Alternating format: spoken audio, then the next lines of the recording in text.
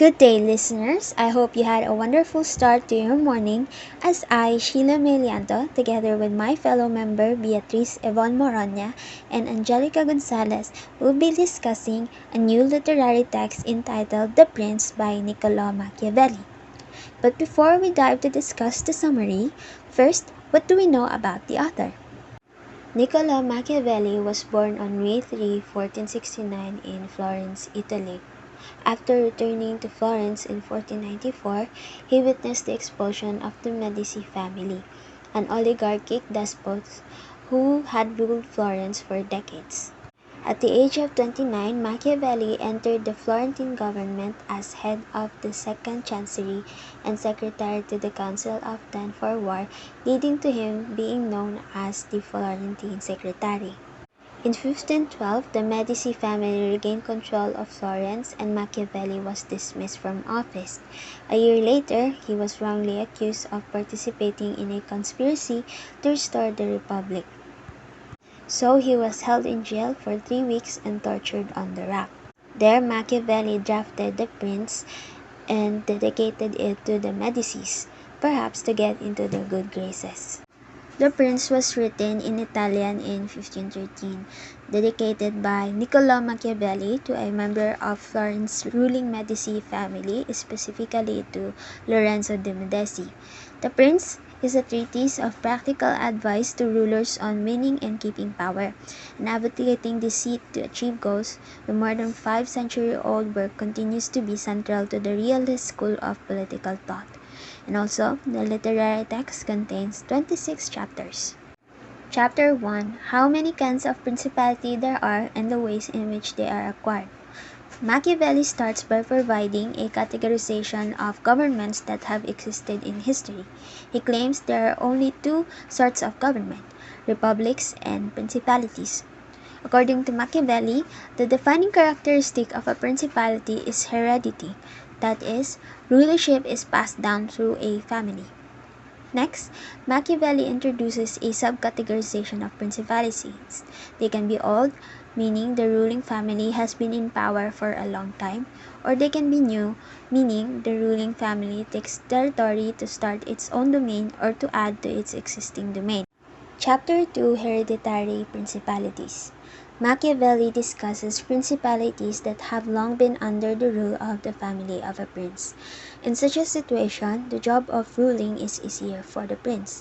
By maintaining the status quo and adjusting when the situation demands it, the prince satisfies the people.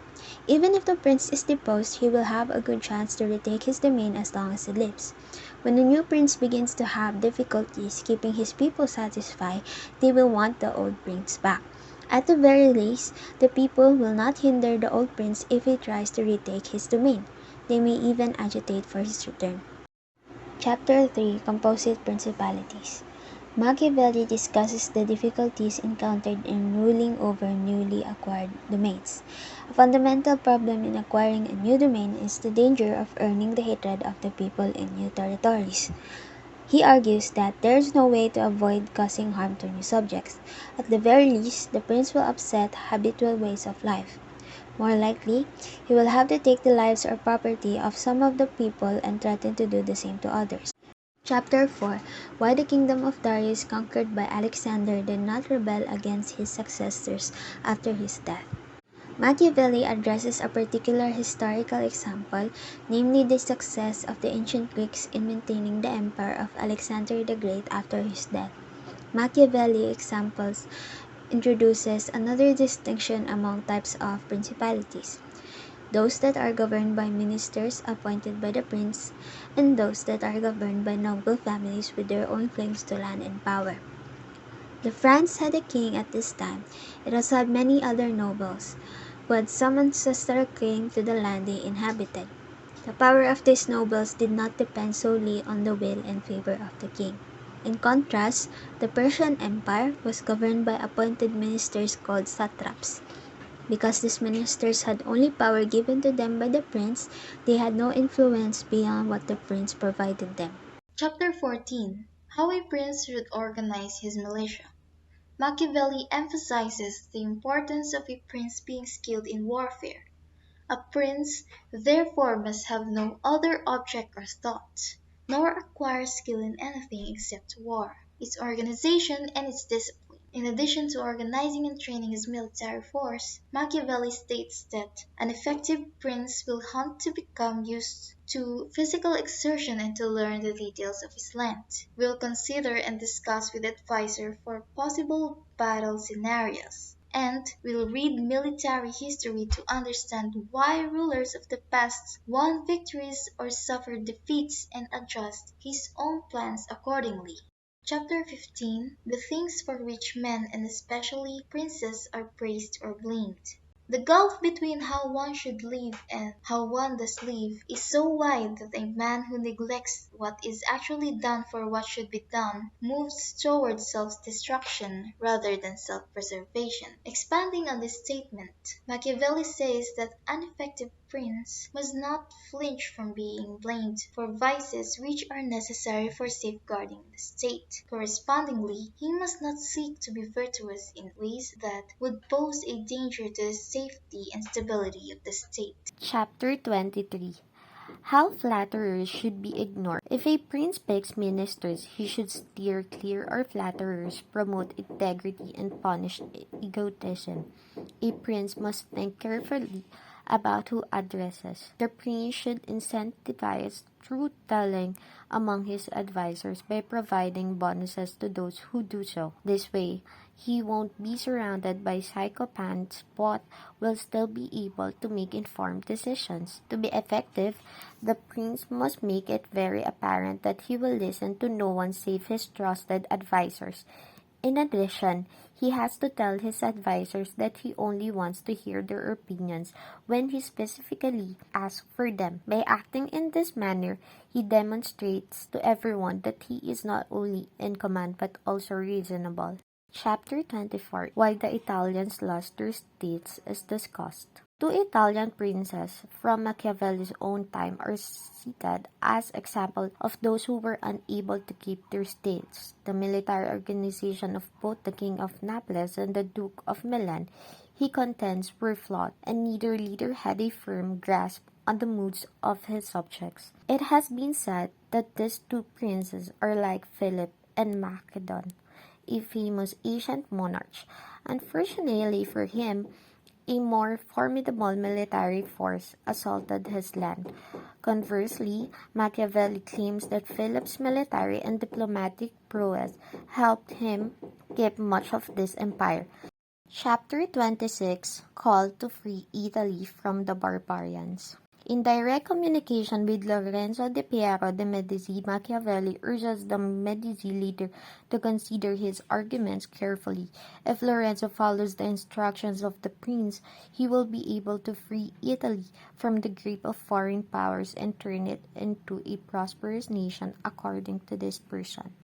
Characters: the prince that personifies both virtues and vices, bad advisors that exhibit flattery, selfish ambition, and foolishness, good advisors exhibit honesty, loyalty, and competence, Niccolo Machiavelli himself as the narrator of the prince, and those people that are mentioned as example, which are Lorenzo de' Medici, Pope Leo X, Cesare Borgia, King Louis XII, Hannibal, Alexander the Great, King of Naples, Duke of Milan, Philip of Macedon, Achilles, Chiron, Scipio Africanus, Agathocles of Sicily, Oliveretto of Ferno, Pope Alexander VI, and Ramiro de Orco.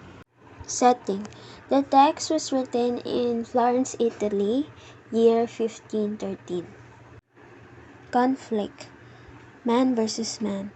A lot of Machiavelli's statement has a bad example of those people fight for power, how conflict is with nobles and commoners, and how a prince or a ruler manages territories. There's also man versus self, which the prince depicts the right mindset for a prince to properly rule. He strongly mentioned how one should balance a proper amount of vices, which is cruelty, miserliness, deceit, etc., and virtues, which is piety, honesty, compassion, that sometimes could make or break a prince's rule, leading to a lot of conflict within themselves. Themes. First, we have class. Class is primarily an issue of a person's birth. Nobles are born noble, and commoners are born common. The interests of these two classes are and always will be in conflict, and a prince has to avoid the hatred of both as much as possible. But he must also concern himself primarily with the commoners. This constraint features heavily in all of Machiavelli's arguments regarding the behavior of an effective prince. Second, practicality. The prince does not describe a political utopia. Machiavelli argues that the effective prince faces the world as it is and adapts his behavior to it, rather than trying to force the world to fit any idealistic principles. Part of this practicality involves a picture of human beings as being primarily motivated to maximize benefit to themselves and minimize harm. This theory of human nature directs how the effective prince can avoid his subjects' hatred and ensure their obedience. Third, lessons of history. Effective princes should model their behavior after those leaders in history who have achieved greatness and ruled stable and prosperous domains. Machiavelli states that every detail from the movement of troops in battle to the conduct of political affairs ought to be modeled in this way. Machiavelli warns that new methods untested by others have an uncertain chance of success and are likely to be viewed with suspicion by a prince subject. Human nature makes people hesitant to support actions that they are not sure will benefit them. They are likely to defend actions that have benefited them in the past. Next and last, necessary evil. A necessary evil is an action that is immoral but must be done for practical reasons. Machiavelli frequently advises that the effective prince should not be worried about doing evil things that are necessary to preserve his state. The sorts of evil Machiavelli refers to are primarily acts of cruelty and deceit. Throughout the prince, Cesare Borgia and his father, Pope Alexander VI, are given as examples of how cruelty and deceit can be used appropriately to gain and maintain territory. Reader response criticism. To better understand the whole text as I read through it, what I garnered is chapter 1 to 2 contains the book scope. Then chapter 3, Machiavelli introduces power, politics, warcraft, and garnering goodwill from commoners and nobles. Then chapter 4 to 13 is the heart of the book. This contains all the ways a people of power could keep this power and be good at it. Then chapter 15 to 23 are the qualities of the prince. He mentioned virtues and vices and how to balance it. And then chapter 24 to 26 is Italy's disunity, and this is where Machiavelli directly addresses Lorenzo de Medici to follow his advices in this text. The text definitely screams a firm and strict ruling of a monarchy, and one might even say that the ways that he proposed to preserve power is barbaric and cruel. However, it is also true that in holding power, one must be steadfast and even hard-hearted in order not to be schemed against by their subjects. I think that qualities he mentioned to be a ruler should be taken as it is because it is after all the reflection of the real world and various events have proven it to be effective. Marxist literary criticism. So we all know that Karl Marx's theory about social class and the Prince Machiavelli depicted it really well, especially in chapter 9, where he mentioned that the nobles are upper class people and the commoners were lower class. However, he also mentioned that in order to consolidate his power, he should give more importance to the commoners and subdue the nobles who might usurp them. One of the approaches that we use in The Prince is the historical criticism. The author, which is Machiavelli, cited several historical events as his example in this literary text, such as the governing of General Hannibal and Scipio Africanus, the governing of Catholic Church during his time, the bestial traits of Pope Alexander VI, and more. Advice like this given by Niccolo Machiavelli in The Prince made its author's name synonymous with the ruthless use of power. Chapter 19 to 26 discussed the argument wherein the author will express his gratitude and what he was feeling when it is necessary for a prince wishing to hold his own to know how to do wrong. However, Robert Harrison advises caution when looking for leadership lessons in The Prince. This is a classic instance of Machiavelli's political realism, which refers to his goal to talk simply of the effectual truth of politics, so that his work might be practically applied to the exercise of government. In addition to this, so we ask questions like, what does human nature seem like from a demoralized or hard-nosed realist point of view? And in chapter 17 of The Prince, the question is given a clear-cut response. The question of whether it is preferable for a prince to be feared or loved is addressed by Machiavelli in this passage. However, it is more safer to be feared than loved. If one of the two must be lacking, because it is difficult for a ruler to be both feared and loved, since men are typically ungrateful, fickle, liars, and deceivers, avoiders of danger, and profit-hungry. As long as you serve their welfare, they are completely yours.